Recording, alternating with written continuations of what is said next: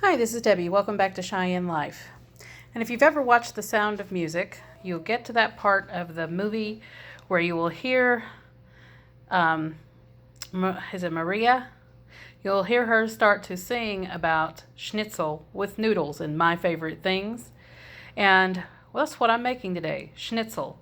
I'm just not making the noodles. I'm making everything else but the noodles. But I'm going to show you how to make schnitzel if you've never came across it before. A lot of Americans probably have heard of it, especially if they've watched The Sound of Music and they were curious about what's schnitzel with noodles. And, well, I'm going to show you what schnitzel is. And there's a lot of people out there that still don't know what schnitzel is. So if you come across this recipe, I hope you'll enjoy it. It's kind of like, if I could explain it to someone back in East Tennessee, it's kind of like having chuck wagon. You have a breaded steak, except the steak is veal, or pork. You can do pork, veal, you can actually do any kind of meat. All of it can schnitzel, even hot dogs or sausage, as they call them over there. Anyway, I've went to Switzerland. I've been to Switzerland, Austria, Liechtenstein, Germany, France, and in all of those places you could order schnitzel. So could I say that one was better than another? Not really. But I can tell you I make it a little bit better, I think, than most of the other places that I have been to. It's a little more flavorful, so let's go on with getting some schnitzel done.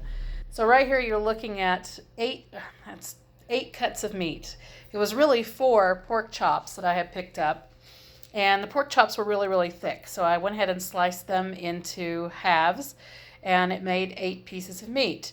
And then I'm going to show you how to make the flattened patties, because you're really wanting to have these flattened really a lot smaller than what they are. And pardon my fingers, they are actually clean. It's just, garden fingers.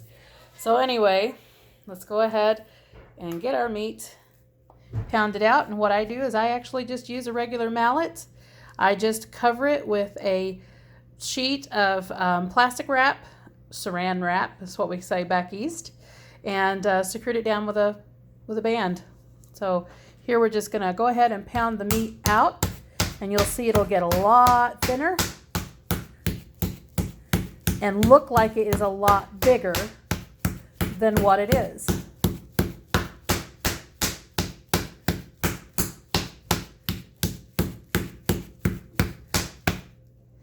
All right, and then that is going to make a much larger meal for somebody.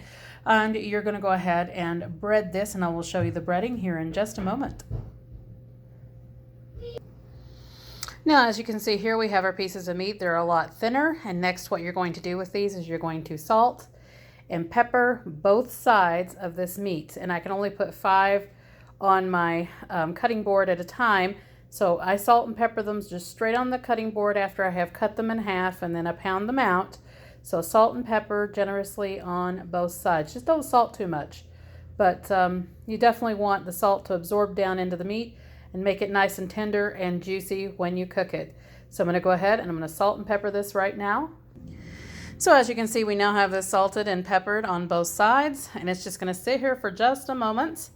And I am going to go ahead and prepare the breading, the coating that goes on it. The first thing you're going to do is go ahead and get you some buttermilk. I have some buttermilk here, and this is just a low-fat buttermilk. You can use regular fat or low-fat, either one, it doesn't matter. But you're going to pour about a cup of this buttermilk into a small bowl. This is one of my smaller bowls. This might be medium-sized to some, but for us and our family, this is a small bowl. So I'm going to pour about a cup of this into the bowl. All right, and then I had to go ahead and thin it down with just a little bit of milk because I was almost out of buttermilk, and I actually am going to make some cornbread as well to go with our meal. Sorry about that strap. The strap drives me crazy, but I need to have it on my phone. And I use phones to record my videos. I don't actually have a digital camera.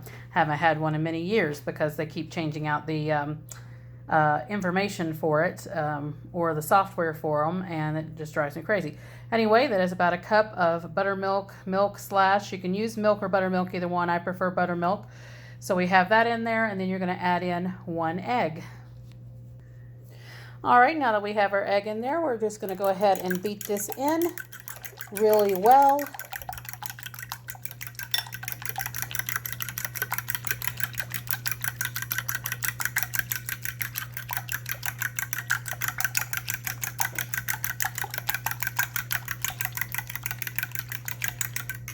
All right, and now that you've got that all beat in, and of course retain your fork so that way you can use it for your meat. And then I have a separate fork as well for my dry ingredients. And basically what I have in here is about 1.5 cups of some breadcrumbs, just plain breadcrumbs. And then we're going to add in about another cup of flour. All right, and I have in about my cup of flour, and you're just going to go ahead and mix this in together really, really well.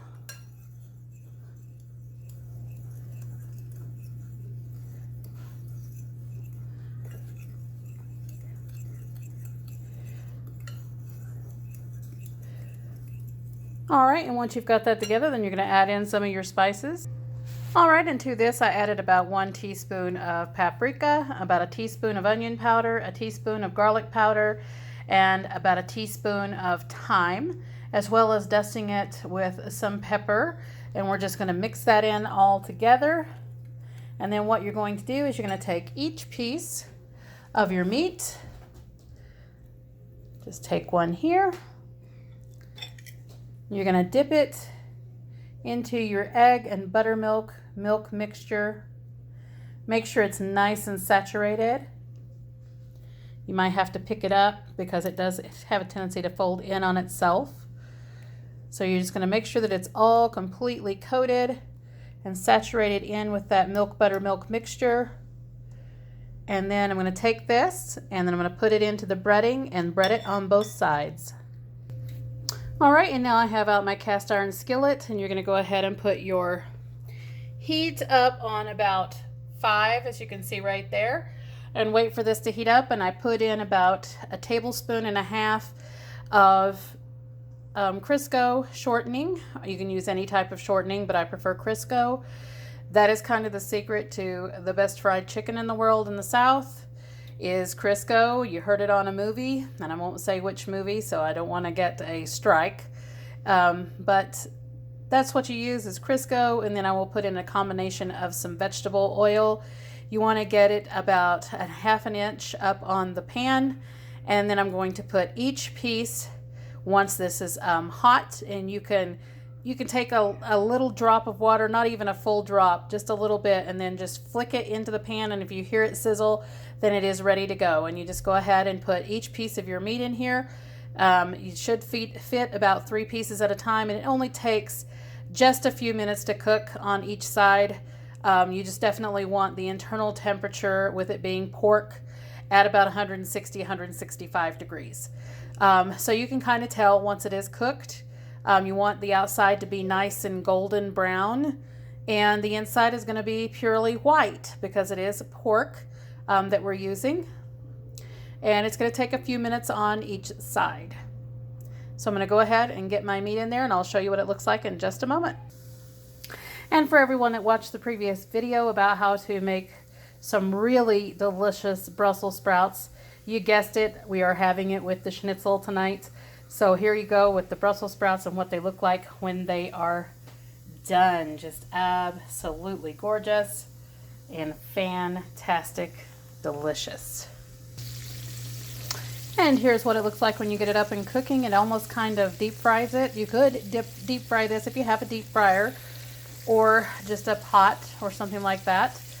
But I try to minimize as little oil as I can because it does take quite a bit of oil to make the schnitzel. But I will tell you, you are better off, being someone that has been through a lot of different diets and lifestyle changes and things like that. You are better off to go ahead and use shortening and whole oils like vegetable oil rather than canola oil. And I might do a separate video on that sometime to explain why canola oil is not really that good for your health. But anyway, here we have it, and this is how it is frying up, and then I will let you see it once we are done.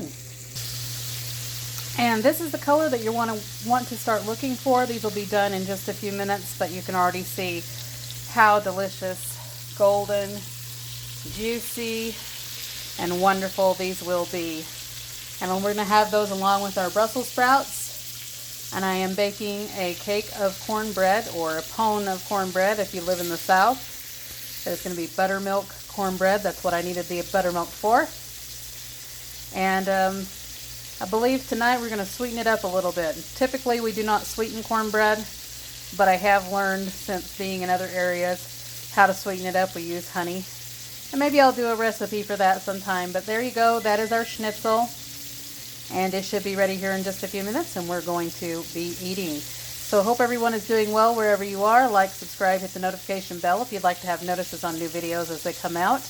And we'll see if we can do some new recipe videos. And, well, of course, we've always got the gardening videos. We'll see you in the next one.